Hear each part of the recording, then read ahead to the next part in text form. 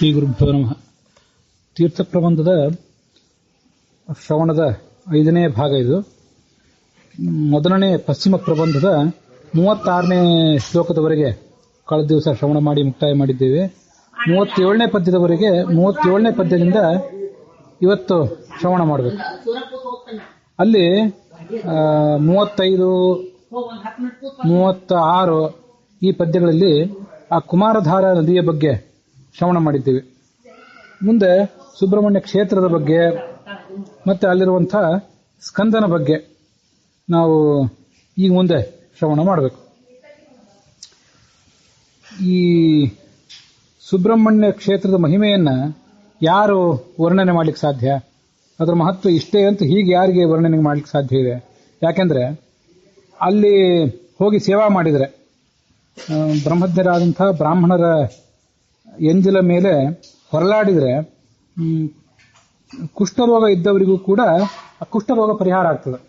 ಕೇವಲ ಪ್ರದಕ್ಷಿಣೆ ನಮಸ್ಕಾರ ಅಲ್ಲ, ಈ ಥರದೊಂದು ವಿಶಿಷ್ಟವಾದ ಸೇವಾ ಆ ಪ್ರದೇಶದಲ್ಲಿದೆ. ಹೀಗೆ ಅದನ್ನ ಯಾರು ವರ್ಣನೆ ಮಾಡ್ಲಿಕ್ಕೆ ಸಾಧ್ಯ? ಕ್ಷೇತ್ರದ ಮಹಿಮೆಯನ್ನ. ಈ ಸುಬ್ರಹ್ಮಣ್ಯ ಕ್ಷೇತ್ರ ಪುತ್ತೂರಿನಿಂದ ಈಶಾನ್ಯ ಭಾಗಕ್ಕೆ ಸುಮಾರು 33 ಕಿಲೋಮೀಟರ್ ದೂರದಲ್ಲಿದೆ ಅಂತ ಹೇಳ್ತಾರೆ. ಈ ಸ್ಕಂದ ಪ್ರಾದುರ್ಭವಿಸಿದ ಪ್ರತ್ಯಕ್ಷನಾದಂತಹ ಒಂದು ಹುತ್ತ ಮತ್ತು ಗುಹೆ ಅಲ್ಲಿದೆ. ಅಲ್ಲಿಂದ ಸುಮಾರು 1 ಕಿಲೋಮೀಟರ್ ದೂರದಲ್ಲಿ ಕುಮಾರಧಾರ ನದಿಯೂ ಇದೆ. ಕಳೆದ ದಿವಸ ಅದ್ರ ಬಗ್ಗೆ ನೋಡಿದ್ದೇವೆ. ಸುಬ್ರಹ್ಮಣ್ಯ ಮಠ ಮತ್ತೆ ಆ ಮಠದ ಹಿಂಭಾಗದಲ್ಲೇ ದರ್ಪಣ ತೀರ್ಥ ಅನ್ನುವಂಥ ಒಂದು ಸಣ್ಣ ತೊರೆ ಇವೆಲ್ಲ ಇವೆ. ಈ ಸುಬ್ರಹ್ಮಣ್ಯ ಮಠಕ್ಕೆ ಮೂಲ ಅಧಿಕಾರಿ ಯಾರು ಅಂದ್ರೆ ಮಧ್ವಾಚಾರ್ಯರ ಸಾಕ್ಷಾತ್ ಸಹೋದರ ವಿಷ್ಣು ತೀರ್ಥರು. ಈ ವಿಷ್ಣು ತೀರ್ಥರು 2 ಮಠಕ್ಕೆ ಪ್ರವರ್ತಕರಾದರು. ಒಂದು ಸೋದೆ ಮಠ, ಮತ್ತೊಂದು ಈ ಸುಬ್ರಹ್ಮಣ್ಯ ಮಠ. ಹೀಗೆ ಅವೆರಡೂ ಕೂಡ ಸೋದರ ಮಠ ಇದ್ದಂತೆ. ಆದರೆ ಈ ಸುಬ್ರಹ್ಮಣ್ಯ ಮಠದ ಮುಂದಿನ ಸ್ವಾಮಿಗಳು ಕೃಷ್ಣನ ಪೂಜಾ ಏನು ಮಾಡಲಿಲ್ಲ. ಕೃಷ್ಣನ ಪೂಜಾ ಮಾಡುವವರು ಅಷ್ಟಮಠದ ಪೀಠಾಧಿಪತಿಗಳು ಮಾತ್ರ. ಹೀಗೆ ಅಪೂರ್ವವಾದಂತಹ ಮಹಿಮಾ ಇದ್ದದ್ದು. ಸುಬ್ರಹ್ಮಣ್ಯ ಕ್ಷೇತ್ರದಿಂದ ಸುಮಾರು ಒಂದು 10-20 ಕಿಲೋಮೀಟರ್ ದೂರದಲ್ಲಿ ಕುಮಾರ ಪರ್ವತ ಅಂತ ಒಂದು ದುರ್ಗಮವಾದಂತಹ ಪ್ರದೇಶ. ಅಲ್ಲಿಂದಲೇ ಈ ಕುಮಾರಧಾರ ನದಿ ಹರಿತದೆ. ಅಲ್ಲಿ ವಿಷ್ಣು ತೀರ್ಥರು ಇವತ್ತು ಕೂಡ ತಪಸ್ಸು ಮಾಡ್ತಾ ಇದ್ದಾರೆ. ಮುಂದೊಂದು ಕಾಲಕ್ಕೆ ಅವರು ಇಳಿದು ಬರ್ತಾರೆ. ಉಳಿದವರಂತೆ ಅವರು ವೃಂದಾವನಸ್ಥರಾಗಲಿಲ್ಲ. ಆಚಾರ್ಯರ ಸಾಕ್ಷಾತ್ ಶಿಷ್ಯರ ವೃಂದಾವನಗಳಲ್ಲೂ ಕಾಣಿಸೋದಿಲ್ಲ. ಪದ್ಮನಾಭ ತೀರ್ಥರ ವೃಂದಾವನ ಒಂದು ಆನೆಗೊಂದಿಯಲ್ಲಿದೆ, ಅದೆಲ್ಲರಿಗೂ ಗೊತ್ತು. ಅದು ಬಿಟ್ರೆ ಋಷಿಕೇಶ ತೀರ್ಥರು, ಅಧೋಕ್ಷ ತೀರ್ಥರು, ಇವರು ಅನೇಕ ಜನ ಗಂಗಾ, ಹರಿದ್ವಾರ, ಕಾಶಿ, ಪ್ರಯಾಗ ಇತ್ಯಾದಿ ಪ್ರದೇಶಗಳಲ್ಲಿ ಹಾಗೆ ನದಿಯಲ್ಲಿ ಹೋಗಿಬಿಟ್ರು. ಅವ್ರೆಲ್ಲೂ ವೃಂದಾವನ ಕಾಣಿಸೋದಿಲ್ಲ. ಅದರಲ್ಲಿ ಒಬ್ಬರು ಈ ವಿಷ್ಣು ತೀರ್ಥರು. ಸೋದೆ ಮಠ ಮತ್ತೆ ಈ ಸುಬ್ರಹ್ಮಣ್ಯ ಮಠ ಇದಕ್ಕೆ ಮೂಲ ಪುರುಷ ಅವರು. ಅವರು ಕೂಡ ತಮ್ಮ ದೇಹವನ್ನು ಪರಿತ್ಯಾಗ ಮಾಡಲಿಲ್ಲಾಗ ತಪೋನಿರತರಾಗಿದ್ದಾರೆ. ಅವರಿಗೆ ಒಂದು ಆದೇಶ ಇದೆ ಅಂತೆ ಮಧ್ವಾಚಾರ್ಯ ಕಡೆಯಿಂದ. ಅದೇನಂದ್ರೆ, ಈ ಕೆಲವು ಕಾಲ ಕಳೆದ ಬಳಿಕ ಆಚಾರ್ಯರು ಸಿದ್ಧಾಂತವನ್ನು ಪ್ರಚಾರ ಮಾಡಿ ಹೋದ್ರು. ಈಗ ಬದರಿ ಕ್ಷೇತ್ರಕ್ಕೆ ಹೊರಟು ಹೋದ್ರು.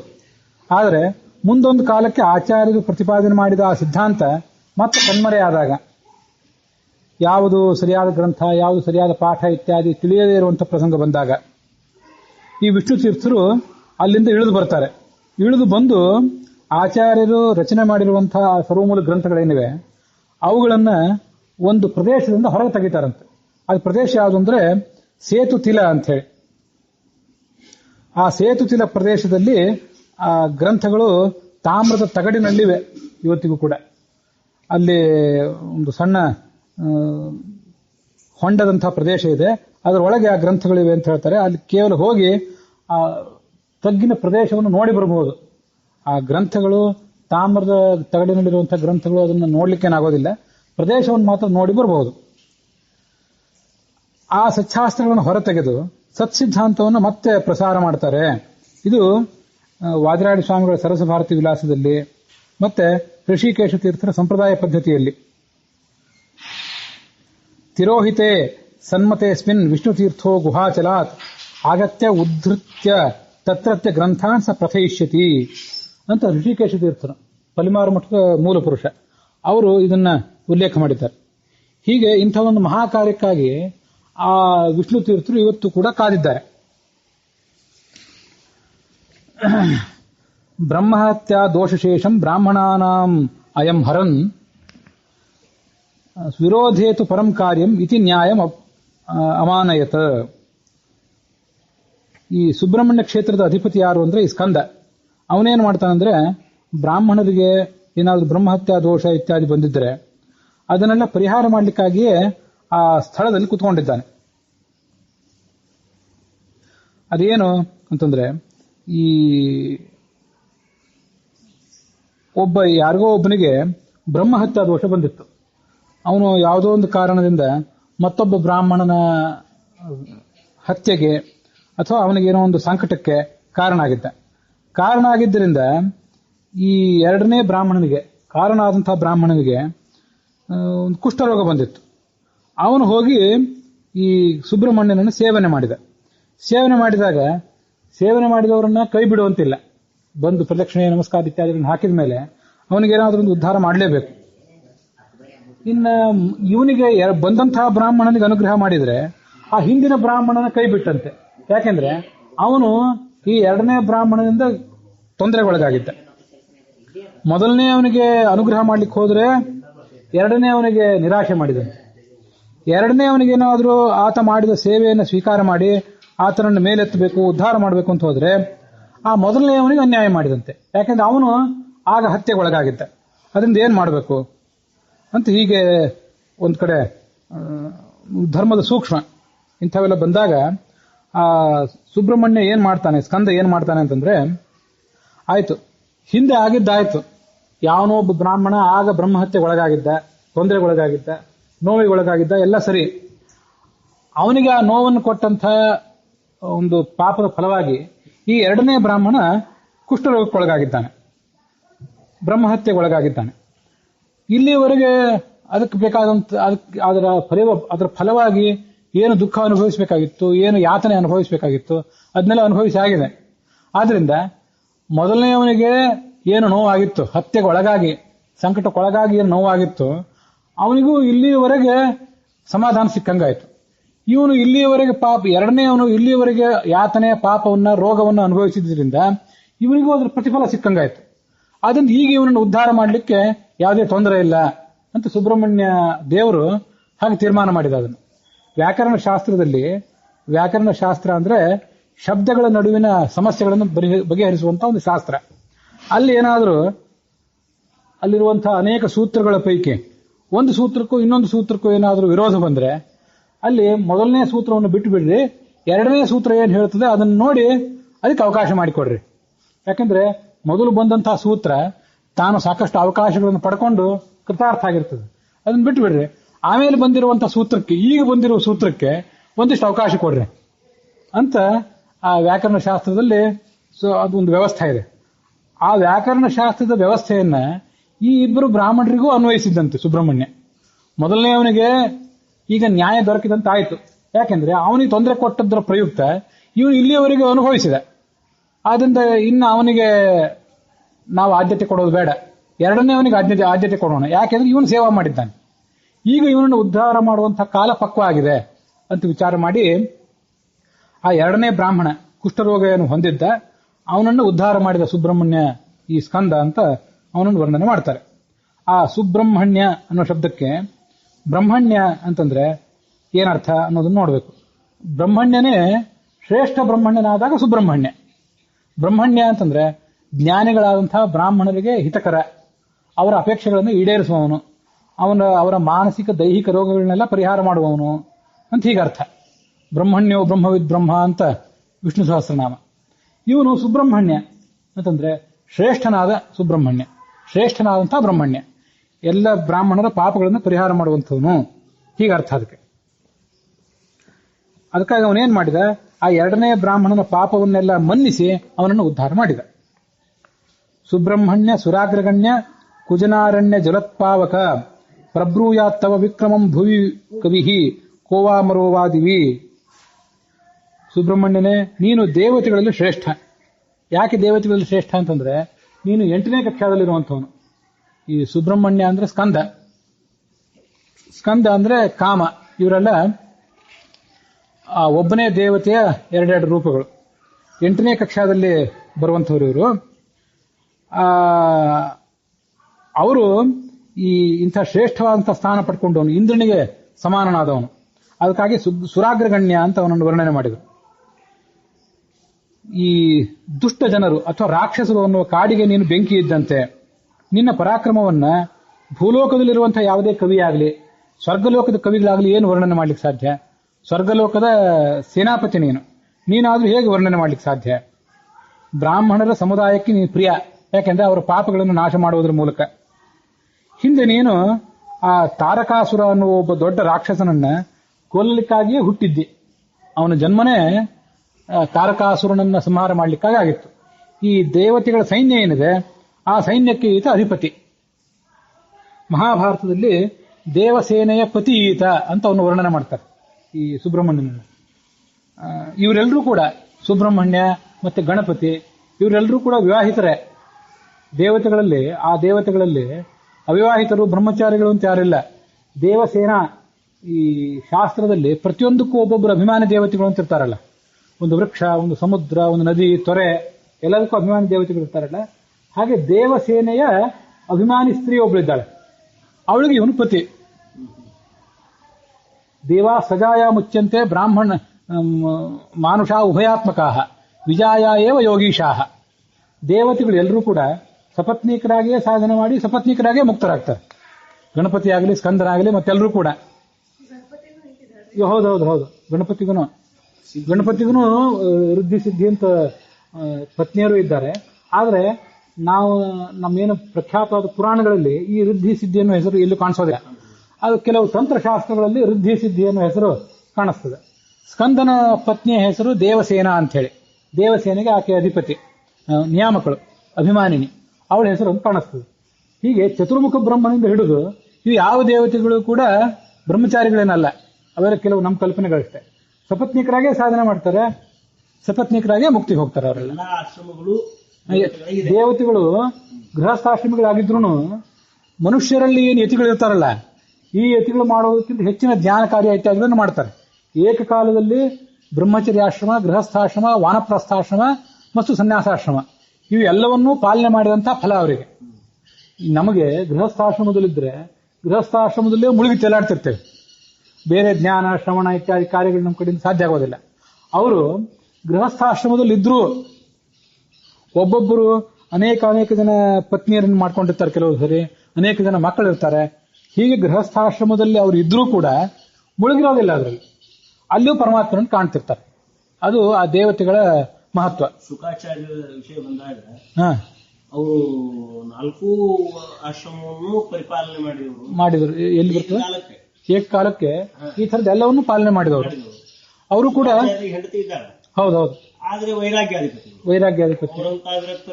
ಅಂತ ವಿರಕ್ತರಿಲ್ಲ. ಅವರು ಕೂಡ ಒಬ್ಬ ದೇವತೆನೆ. ಶುಕ್ರಾಚಾರ್ಯ ಮತ್ತು ಬೃಹಸ್ಪತಿ ಇವರೆಲ್ಲರೂ ಕೂಡ ದೇವತೆಗಳೇ. ಎಲ್ಲರೂ ಕೂಡ ಸಪತ್ನೀಕರೇ. ರೂಪದಿಂದ ಗೃಹಸ್ಥರಾಗಿರ್ತಾರೆ, ಇನ್ನೊಂದು ರೂಪದಿಂದ ಸನ್ಯಾಸಿಗಳು ಇತ್ಯಾದಿಗಳಾಗಿದ್ದು ಏನ್ ಕಾರ್ಯ ಮಾಡಬೇಕೋ ಅದನ್ನು ಮಾಡ್ತಿರ್ತಾರೆ. ರಾಗಿಣೋಪಿ ವಿಮುಚ್ಯಂತೆ ದೇವಾ ನಾಸ್ತ್ಯತ್ರ ಸಂಶಯ. ಭಾಗವತ ತಾತ್ಪರ್ಯ. ಸಂಸಾರದಲ್ಲಿದ್ದು ಪತ್ನಿ, ಮಕ್ಕಳು ಇತ್ಯಾದಿಗಳ ಬಗ್ಗೆ ಅನುರಾಗ ತೋರಿಸಿಕೊಂಡೇ ಇದ್ರೂ ಅವರು ಮುಕ್ತಿಗೆ ಹೋಗೇ ಹೋಗ್ತಾರೆ. ಅವ್ರಿಗೆ ಅದು ಬಾಧಕ ಅಲ್ಲ. ಸ್ಮರ್ತವ್ಯ ವಿಷಯ ದೋಷಾಹ ಯತಿಭಿರ್ನತು ದೈವತೈ. ಯತಿಗಳಾದಂತಹ ಸನಕಾದಿಗಳು ವಿಷಯ ಪದಾರ್ಥಗಳು ಬೇಡ, ಸಂಸಾರದ ಗೊಡವೆ ಬೇಡ ಅಂತ ಅವರು ಆಲೋಚನೆ ಮಾಡಬೇಕು. ದೇವತೆಗಳು ಅದು ಬೇಡ ಅಂತ ಅನ್ಬಾರ್ದು. ಯಾಕೆಂದ್ರೆ ಅವರ ಹಿನ್ನೆಲೆನೇ ಆ ಥರದ್ದು ಸುಖ ಪ್ರಾರಬ್ಧ. ಅವರು ನಮಗೇನಾದ್ರೂ ದುಃಖ ಬಂದ್ರೆ ಅದನ್ನ ಅನುಭವಿಸಲೇಬೇಕು, ಬೇರೆ ಮಾರ್ಗ ಇಲ್ಲ ಅಂತ ಅನುಭವಿಸ್ತೀವಲ್ಲ.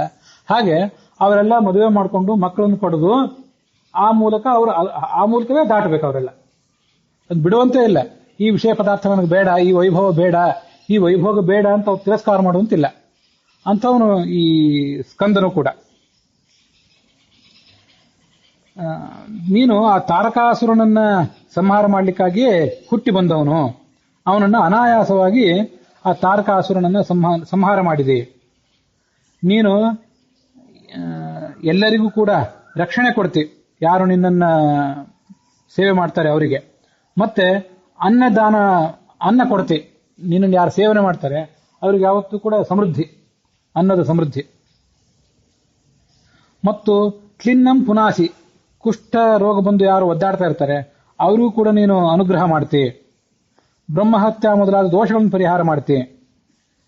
ನಿನಗೆ ಯಾರು ಸರಿಸಮಾನರಾದಾರು, ಹೀಗೆಲ್ಲ ಯಾರು ಸರಿಸಮಾನರಾದಾರು ಅಂತ ಹೀಗೆಲ್ಲ ನಾವು ವರ್ಣನೆ ಮಾಡಿದಾಗ ಅವನಿಗಿಂತ ಕೆಳಗಿನವರಿಂದ ಅವನು ಶ್ರೇಷ್ಠ, ಮೇಲಿನವರಿಗಿಂತ ಕಡಿಮೆ ಅಂತ ಹೀಗೆ ಈ ಥರದ್ದು ಎಲ್ಲೇ ವರ್ಣನೆ ಬರಲಿ, ಯಾವುದೇ ಶ್ಲೋಕದಲ್ಲಿ ಯಾವುದೇ ಶಾಸ್ತ್ರದಲ್ಲಿ ನಿನಗೆ ಸರಿಸಮಾನ ಯಾರು ಅಂತ ವರ್ಣನೆ ಬಂದರೆ ಅಲ್ಲಿ ಎಲ್ಲ ಕಡೆ ಇದೇ ಥರ ಅನುಸಂಧಾನ ಮಾಡಬೇಕು.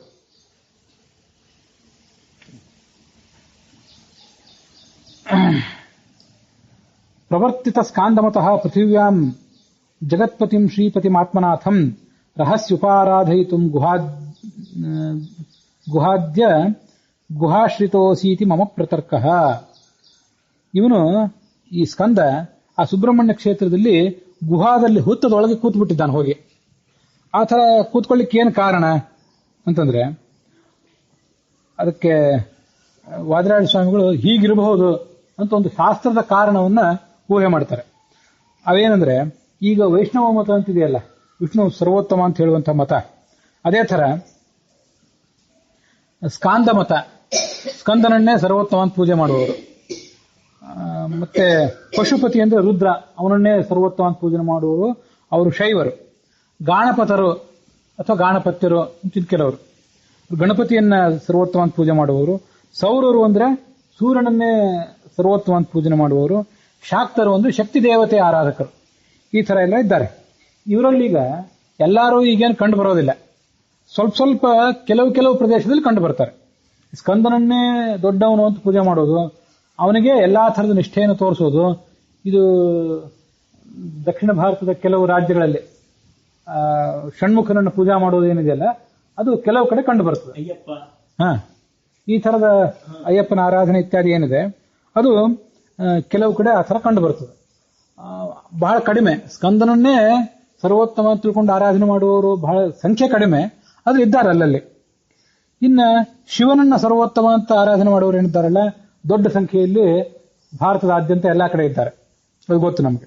ಗಣಪತಿಯನ್ನ ಸರ್ವೋತ್ತಮ ಅಂತ ತಿಳ್ಕೊಂಡು ಆರಾಧನೆ ಮಾಡುವವರ ಸಂಖ್ಯೆ ಸ್ಕಂದನನ್ನ ಸರ್ವೋತ್ತಮ ಅಂತ ತಿಳ್ಕೊಂಡು ಆರಾಧನೆ ಮಾಡುವವರಿಗಿಂತ ಕಡಿಮೆ, ಇನ್ನು ಕಡಿಮೆ. ಆದ್ರೂ ಎಲ್ಲೆಲ್ಲಿ ಒಬ್ಬೊಬ್ಬರು ಇರ್ತಾರೆ. ನಮಗೆ ಈ ದೇವತೆ ಹೇಳ್ಕೊಂಡು ಮಾಡೋದಿಲ್ಲ, ಹೇಳೋದಿಲ್ಲ. ಆದ್ರೆ ವೈಷ್ಣವರಾಗಿರ್ತಾರೆ, ಅವರಿಗೆ ಅವರೆಲ್ಲರೂ ಈಗ ಗಣಪತಿಯನ್ನ ಹಂಗೆ ನೇರವಾಗಿ ಆರಾಧನೆ ಮಾಡ್ಲಿಕ್ಕೆ ಹೋಗ್ತಾರೆ. ಆ ಗಣಪತಿಯಲ್ಲಿ ಭಾರತೀಯರ ಮುಖ್ಯ ಪ್ರಾಣ ಅಂತರ್ಗತ ವಿಶ್ವಂಭರ ಇತ್ಯಾದಿ ಅನುಸಂಧಾನವನ್ನ ಆಚಾರ್ಯರು ಕೊಟ್ಟಿದ್ರು ಆ ಅನುಸಂಧಾನ ಯಾವುದನ್ನು ಅಳವಡಿಸ್ಕೊಳ್ಳದೆ ನೇರವಾಗಿ ಗಣಪತಿಯನ್ನೇ ಆರಾಧನೆ ಮಾಡ್ಲಿಕ್ಕೆ ಹೋಗ್ತಾರೆ. ಅಂಥವರು ಸ್ವಲ್ಪ ವಿರಳ ಸಂಖ್ಯೆಯಲ್ಲಿದ್ದಾರೆ. ಸೂರ್ಯನನ್ನೇ ಸರ್ವೋತ್ತಮ ಅಂತ ಆರಾಧನೆ ಮಾಡುವವರಂತೂ ಎಲ್ಲೂ ಕಾಣಿಸೋದೇ ಇಲ್ಲ. ಕೆಲವು ಮತಗಳು ಆಗ ಹಿಂದೆ ಇದ್ದು ಅಷ್ಟೇ. ಶಾಕ್ತ ಅಂತ ಮತ, ಶಕ್ತಿ ದೇವತೆ ಆರಾಧಕರು. ಇದು ಈ ಸ್ವಲ್ಪ ಮಟ್ಟಿಗೆ ಒರಿಸ್ಸಾದಲ್ಲಿ, ಆಮೇಲೆ ಬಂಗಾಳದಲ್ಲಿ ಇದೆಲ್ಲ ಸ್ವಲ್ಪ ಮಟ್ಟಿಗಿದೆ, ಇದೆಲ್ಲರಿಗೂ ಗೊತ್ತಿದೆ. ದುರ್ಗಾದೇವಿಯನ್ನ ಆ ಥರ ಆರಾಧನೆ ಮಾಡ್ತಾರೆ ನವರಾತ್ರಿ ಇತ್ಯಾದಿ ಸಂದರ್ಭದಲ್ಲಿ. ಇಂಥ ಇವೆಲ್ಲ ಕೆಲವು ಮತಗಳು. ಅದರಲ್ಲಿ ಈ ಪಾಶುಪತ ಮತವನ್ನು ಪ್ರಾರಂಭ ಮಾಡಿದವನು ರುದ್ರನೇ. ಪಾಶುಪತ ಗ್ರಂಥ ಅಂತ ಒಂದು ಗ್ರಂಥವನ್ನೇ ರಚನೆ ಮಾಡಿ ಇದರಲ್ಲಿ ನಾನೇ ಸರ್ವೋತ್ತಮ ಅಂತ ಬರೆದುಕೊಂಡು ಅದನ್ನು ಜನ ಓದುವಂತೆ ಮಾಡಿ ಅವರನ್ನ ಭ್ರಾಂತರನ್ನಾಗಿ ಮಾಡಿದವನು ಶಿವ. ಅದೇ ಥರ ಈ ಸ್ಕಾಂದ ಮತವನ್ನು ರಚನೆ ಮಾಡಿದವರು ಯಾರು? ಸ್ಕಾಂದ ಮತವನ್ನು ಪ್ರವರ್ತನೆ ಮಾಡಿದವರು. ಹಾಗೆ ಅದಕ್ಕೆ ಬೇಕಾದಂತಹ ಗ್ರಂಥಗಳನ್ನೆಲ್ಲ ರಚನೆ ಮಾಡಿಕೊಟ್ಟವರು. ಅದೆಲ್ಲಿ ಸಿಗೋದಿಲ್ಲ. ಅದಕ್ಕೆ ಪ್ರವರ್ತಕ ಯಾರು ಅಂದ್ರೆ ಈ ಸ್ವಯಂ ಸ್ಕಂದನೆ. ಅವನೇನ್ ಮಾಡಿದ ಅಂತಂದ್ರೆ ಹೊರಗಡೆ ಎಲ್ಲರಿಗೂ ಕಾಣುವಂತೆ, ಎದ್ದು ಕಾಣುವಂತೆ ನಾನೇ ಸರ್ವೋತ್ತಮ, ನನ್ನನ್ನೇ ಆರಾಧನೆ ಮಾಡ್ರಿ ಅಂತೆಲ್ಲ ಮಾಡಿ ಆ ದುಷ್ಟರಾದಂತಹ ದೈತ್ಯರನ್ನೆಲ್ಲ ವಂಚಿಸಿದ. ಮುಂದೆ ಅವನಿಗೆ ತಾನು ತಪಸ್ ಮಾಡಬೇಕು ಅಂತ ಅನಿಸಿತು. ತಾನು ತಪಸ್ ಮಾಡಬೇಕು ಅಂತ ಅನಿಸಿದಾಗ ಎಲ್ಲಿ ತಪಸ್ ಮಾಡಬೇಕು? ಅಲ್ಲೇ ಹೊರಗಡೆ ಕೂತ್ಕೊಂಡು ತಪಸ್ ಮಾಡ್ಲಿಕ್ಕೆ ಪ್ರಾರಂಭ ಮಾಡಿದ್ರೆ ಇಲ್ಲಿವರೆಗೆ ನಮಗೆಲ್ಲ ಹೇಳಿಕೊಟ್ಟದ್ದೇನಂತ, ಇದೇ ಸ್ಕಂದನನ್ನೇ, ಇದೇ ಅಯ್ಯಪ್ಪನನ್ನೇ ಸರ್ವೋತ್ತಮ ಅಂತ ತಿಳ್ಕೊಂಡು ಆರಾಧನೆ ಮಾಡ್ರಿ ಅಂತ ಹೇಳಿಕೊಟ್ಟ. ತಾನು ನೋಡಿದ್ರೆ ಬೇರೆ ಯಾರನ್ನೋ ಆರಾಧನೆ ಮಾಡಿ ಕೊಟ್ಟಿದ್ದಾನೆ. ಅಂದ್ರೆ ಇವನು ತಾನು ಹೇಳೋದೊಂದು ಮಾಡೋದೊಂದು ಆಗ್ತದೆ. ನಮಗೆ ದಾರಿ ತಪ್ಪಿಸ್ಬೇಕು ಅಂತ ಏನೋ ಹೇಳಿದ, ತಾನು ಮಾಡೋದನ್ನ ಮಾತ್ರ ತನಗೆ ಯಾವ ಸರಿ ಕಂಡಿತೋ ಅದನ್ನು ಮಾಡಿಬಿಟ್ಟ ಅಂತ ಅವ್ರಿಗೆ ನೋಡಿದವ್ರಿಗೆ ಸಂಶಯ ಬರ್ತದೆ. ಅದಕ್ಕಾಗಿ ಏನ್ ಮಾಡೋದು, ಹೊರಗಡೆ ಬಂದಾಗ ತೋರಿಕೆಗಾಗಿ ಅವರನ್ನು ಭ್ರಾಂತರನ್ನಾಗಿ ಮಾಡ್ಲಿಕ್ಕಾಗಿ ಏನು ಬೇಕೋ ಅದನ್ನ ಹೇಳಿದ. ತಾನು ಮಾಡಬೇಕಾದ್ದನ್ನ ಬಹಿರಂಗವಾಗಿ ಮಾಡೋದು ಬೇಡ, ರಹಸ್ಯದಲ್ಲಿ ಕುತ್ಕೊಂಡು ಮಾಡೋಣ. ಅಲ್ಲಿ ಯಾರು ನೋಡ್ಲಿಕ್ಕೆ ಬರೋದಿಲ್ಲ. ತೀರಾ ಅತ್ಯಂತ ಭಕ್ತರಾದವ್ರು ಮಾತ್ರ ಅಲ್ಲಿ ಬರ್ತಾರೆ. ತನ್ನನ್ನು ಯಾರು ತಪ್ಪು ತಿಳ್ಕೊಳ್ಳೋದಿಲ್ಲ, ಅವ್ರು ಮಾತ್ರ ಅಲ್ಲಿ ಬರ್ತಾರೆ. ಅದಕ್ಕಾಗಿ ಅವನು ಅತ್ಯಂತ ಗುಪ್ತ ಸ್ಥಳಕ್ಕೆ ಹೋದ. ಅದೆಲ್ಲಿ ಅಂದ್ರೆ ತನ್ನ ಕೋಣೆ, ತನ್ನ ಅರಮನೆ ಅಲ್ಲೆಲ್ಲಿ ಹೋಗ್ಲಿಲ್ಲ. ಅದಕ್ಕಿಂತಲೂ ಗುಪ್ತ ಅಂದ್ರೆ ಈ ಹುತ್ತ, ಗುಹೆ, ಅಂತ ಕಡೆ ಯಾರು ಬರೋದೇ ಇಲ್ಲ. ಅದಕ್ಕಾಗಿ ಅಲ್ಲಿ ಹೋಗಿ ತಪಸ್ಸು ಮಾಡ್ಲಿಕ್ಕೆ ಪ್ರಾರಂಭ ಮಾಡಿದ. ಅಲ್ಲಿ ಪರಮಾತ್ಮನನ್ನೇ ಆರಾಧನೆ ಮಾಡ್ಲಿಕ್ಕೆ ತೊಡಗಿದ. ಇದು ತನ್ನ ಕರ್ತವ್ಯವಾದಂತಹ ಭಗವಂತನ ಹರಿಯ ಪೂಜೆಯನ್ನು ಬಿಡುವಂತಿಲ್ಲ. ಆದ್ರೆ ಹರಿಯೇ ಹೇಳಿಕೊಟ್ಟಂತೆ ತಾನು ಸರ್ವೋತ್ತಮ ಅಂತ ಎಲ್ಲ ಕಡೆ ಪ್ರಚಾರನೂ ಮಾಡಿದ, ಅದನ್ನೂ ಬಿಡುವಂತಿಲ್ಲ. ಅದನ್ನು ಬಹಿರಂಗವಾಗಿ ಮಾಡಿದ, ಇದನ್ನ ಅಂತರಂಗದಲ್ಲಿ ಮಾಡಿದ. ಇದನ್ನೇ ಬಹಿರಂಗವಾಗಿ ಮಾಡಿದ್ರೆ ಜನ ಇವನ್ಯಾಕೆ ಹೀಗೆ ಮಾಡ್ತಿದ್ದಾನೆ ಅಂತ ಅವರು ಗೊಂದಲಕ್ಕೀಡಾಗ್ತಿದ್ರು. ಮತ್ತೆ ಇವನು ಹೇಳಿದ ಸ್ಕಾಂದ ಮತವನ್ನು ಯಾರು ಆಚರಣೆ ಮಾಡ್ತಿರ್ಲಿಲ್ಲ. ಅದಕ್ಕಾಗಿ ಜನರಿಗೆ ಅವರ ಯೋಗ್ಯತೆಗೆ ತಕ್ಕಂತೆ ಏನು ಕೊಡಬೇಕೋ ಅದನ್ನು ಕೊಟ್ಟ. ತಾನು ಜ್ಞಾನಿಗಳಾದವರಿಗೆ ಏನು ತಿಳಿಸ್ಬೇಕೋ ಅದನ್ನು ತಿಳಿಸ್ತಾ ತನ್ನ ಸಾಧನೆಯನ್ನು ಮಾಡ್ತಾ ಅವನು ಗುಹಾದಲ್ಲಿ ಇದ್ದಾನೆ. ಇದು ಯಾಕೆ ಆತ ಗುಹಾದಲ್ಲಿದ್ದಾನೆ ಅಂತ ಅನ್ನೋದಕ್ಕೆ ಒಂದು ಕಾರಣ. ಹೀಗೆ ಆ ಸುಬ್ರಹ್ಮಣ್ಯ ಕ್ಷೇತ್ರಕ್ಕೆ ಹೋದಾಗ ಅಲ್ಲಿ ಸ್ಕಂದನನ್ನೇ ಆರಾಧನೆ ಮಾಡಬೇಕು.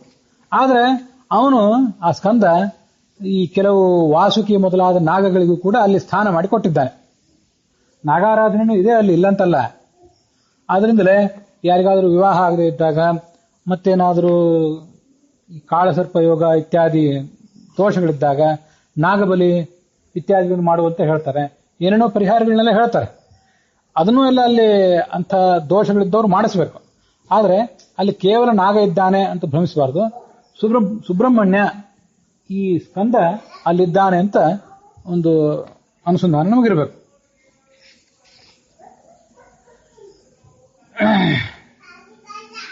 ಈ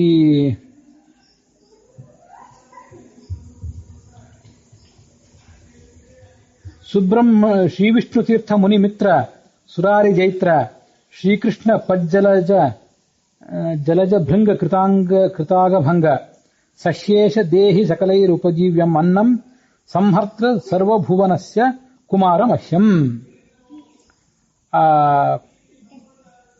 ಕುಮಾರ ಸ್ಕಂದನನ್ನ ಮತ್ತೊಂದು ಮಂತ್ರದಿಂದ ಸ್ತೋತ್ರ ಮಾಡ್ತಾರೆ. ಅದೇನು ಅಂತಂದ್ರೆ, ನೀನು ವಿಷ್ಣು ತೀರ್ಥ ಮುನಿಗಳಿಗೆ ಸ್ನೇಹಿತ.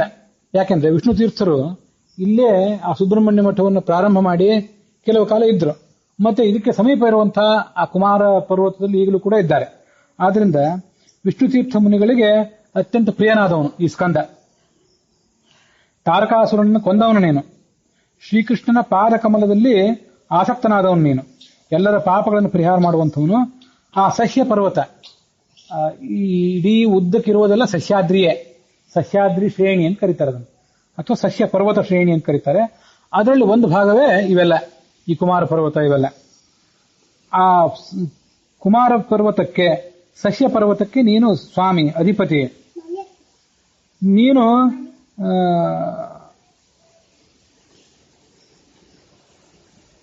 ಶ್ರೀಮನ್ನಾರಾಯಣನನ್ನ ನನಗೆ ತೋರಿಸಿಕೊಡ್ಬೇಕು.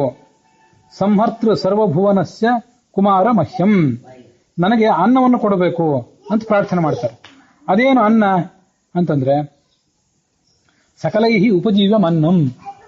ನನಗೆ ನೀವು ಅನ್ನ ಕೊಡಬೇಕು ಅಂತ ಮೇಲ್ನೋಟಕ್ಕೆ ನೋಡಿದ್ರೆ ನಮಗೆ ಯಾವತ್ತೂ ಕೂಡ ನಿರಂತರವಾದ ಅನ್ನ ಸಮೃದ್ಧಿ ಇರಬೇಕು ಅಂತ ಕೇಳ್ಕೊಂಡಂತೆ ಕಾಣಿಸ್ತದೆ. ಬರೀ ಅದಷ್ಟೇ ಅನ್ನ ಸಮೃದ್ಧಿ ಅಲ್ಲ, ಅದ್ಯತೇತ್ತಿ ಚ ಭೂತಾನಿ ತಸ್ಮಾದನ್ನಂ ತದುಚ್ಯತೆ ಅಂತ ತೈತರಿಯ ಉಪನಿಷತ್ತು. ಭಗವಂತನಿಗೆ ಅನ್ನ ಅಂತ ಕರೀತಾರೆ. ಭಗವಂತನಿಗೆ ಯಾಕೆ ಅನ್ನ ಅಂತ ಕರೀತಾರೆ ಅಂದ್ರೆ, ಅದ್ಯತೆ ಅತ್ತಿಚ ಭೂತಾನಿ. ಈ ಭಗವಂತ ಎಲ್ಲರನ್ನೂ ನಾಶ ಮಾಡುವವನು, ಪ್ರಳಯ ಕಾಲದಲ್ಲಿ ಸರ್ವರನ್ನು ನಾಶ ಮಾಡುವವನಾದ್ರಿಂದ ಇವನಿಗೆ ಅನ್ನ ಅಂತ ಹೆಸರು. ಮತ್ತೆ ಎಲ್ಲರೂ ಕೂಡ ಈ ಸೃಷ್ಟಿ ಕಾಲದಲ್ಲಿ, ಪಾಲನ ಕಾಲದಲ್ಲಿ ಬ್ರಹ್ಮಾದಿ ಸಕಲ ಜೀವರು ಕೂಡ ಆಶ್ರಯಿಸಿಕೊಂಡಿರೋದು ಯಾರನ್ನ ಅಂದ್ರೆ ಈ ಪರಮಾತ್ಮನನ್ನೇ. ಆದ್ರಿಂದ ಅವನಿಗೆ ಮುಖ್ಯವಾಗಿ ಅನ್ನ ಅಂತ ಹೆಸರು. ಅಂಥ ಪರಮಾತ್ಮನನ್ನ ನನಗೆ, ಅನ್ನ ಶಬ್ದ ವಾಚ್ಯನಾದ ಪರಮಾತ್ಮನನ್ನ ನನಗೆ ನೀನು ದೊರಕಿಸಿಕೊಡ್ಬೇಕು. ಮತ್ತೊಂದು ಕಡೆ ಛಾಂದೋಗ್ಯ ಉಪನಿಷತ್ನಲ್ಲಿ ಅನ್ನ ಅಂತಂದ್ರೆ ಈ ಅನ್ನಾಭಿಮಾನಿಯಾದಂಥ ರುದ್ರ, ಲಕ್ಷ್ಮಿ, ಹೀಗೆಲ್ಲ ಅದಕ್ಕೆ ಕೆಲವು ಬೇರೆ ಅರ್ಥಗಳನ್ನು ಹೇಳ್ತಾರೆ. ಅನ್ನ ಅಂತಂದ್ರೆ ದ್ರಾಪೆ ಅಂಧಸಸ್ಪತೆ ದರಿದ್ರನ್ ನೀಲಲೋಹಿತ ಅಂತ ರುದ್ರಾಧ್ಯಾಯ ರುದ್ರನನ್ನ ಅಂಧಸಸ್ಪತೆ ಅನ್ನಕ್ಕೆ ಅಧಿಪತಿ ಅಂತ ವರ್ಣನೆ ಮಾಡ್ತದೆ. ಅದರಿಂದ ಅನ್ನಕ್ಕೆ ಅಭಿಮಾನಿ ಮತ್ತೊಬ್ಬ ಅಂದ್ರೆ ಈ ರುದ್ರ. ರುದ್ರನು ಕೂಡ ಜಗತ್ತಿಗೆ ಸಂಹಾರಕ, ಮತ್ತೆ ಎಲ್ಲ ದೇವತೆಗಳಿಗೂ ಆಶ್ರಯ ಕೊಟ್ಟಂಥವನು. ಅವನನ್ನ ನೀನು ನನಗೆ ತಿಳಿಸಿಕೊಡ್ಬೇಕು.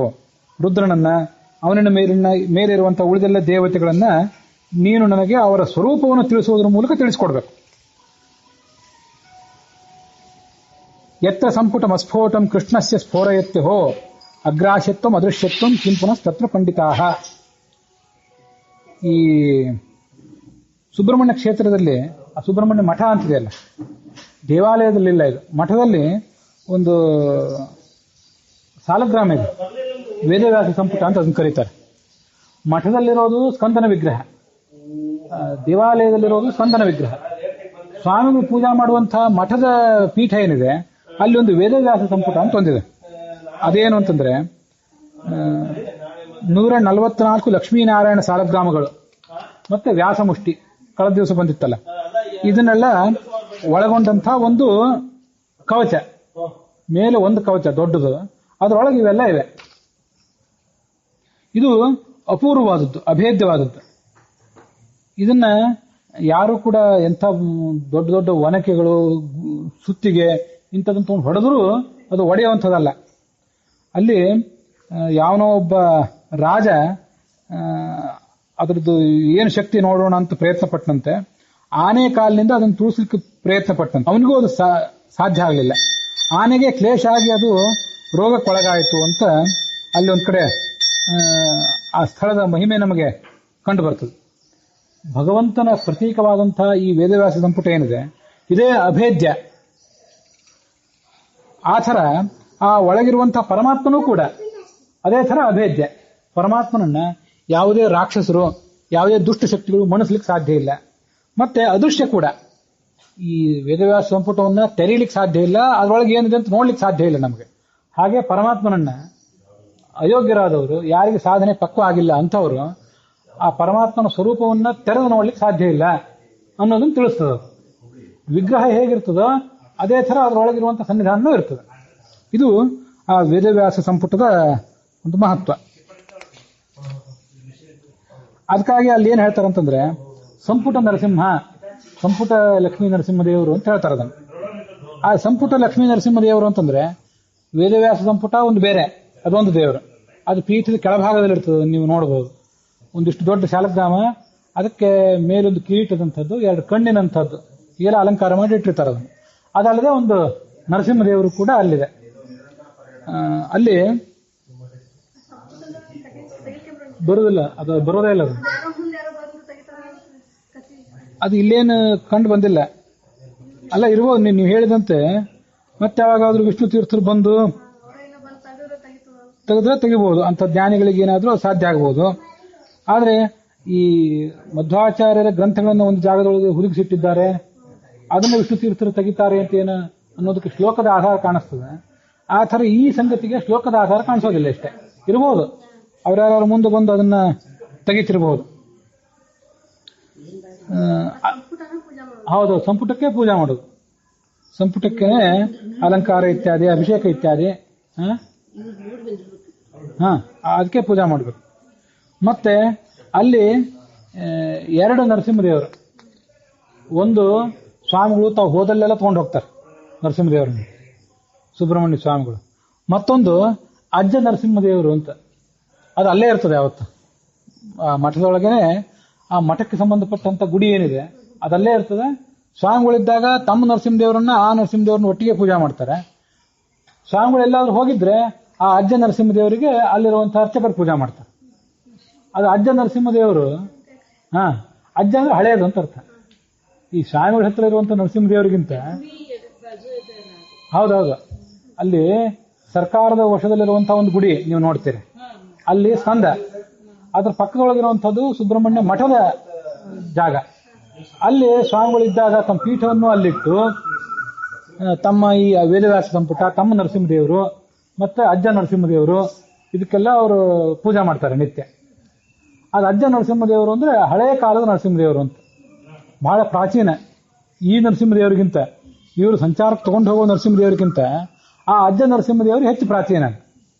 ಹಿಂದೆ ಹಾ, ಇಬ್ರು ಸನ್ಯಾಸಿಗಳಲ್ಲಿ ನರಸಿಂಹ ಯತಿ ಅಂತ ಒಬ್ರು ಬೇರೆ ಯತಿಗಳಿದ್ರಲ್ಲಿ, ಅವರನ್ನ ಸೋಲಿಸಿ ಮಧ್ವಾಚಾರ್ಯರು ಅವ್ರ ಕಡೆ ಇರುವಂತಹ ಆ ನರಸಿಂಹದೇವರ ಪ್ರತಿಮೆಯನ್ನ ವಶಪಡಿಸಿಕೊಂಡು ಅಲ್ಲಿ ಇಟ್ಕೊಂಡದ್ದು. ಅದು ಹಳೆ ನರಸಿಂಹದೇವರು. ಅದಲ್ಲದೆ ತಾವೊಂದು ನರಸಿಂಹದೇವರು ಕೊಟ್ಟಿದ್ರು. ಅಜ್ಜ ಅಂದ್ರೆ ಹಳೆಯದು ಅಂತ ಇಷ್ಟೇ ಅರ್ಥ.